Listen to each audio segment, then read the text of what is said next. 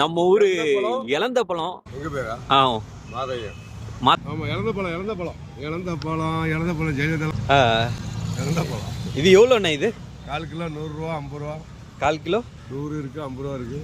ஊர்ல இது கிடைக்குமாண்ணா? சென்னை பக்கம் இதெல்லாம் சென்னை பக்கம் இருக்கு. கிடைக்குமா?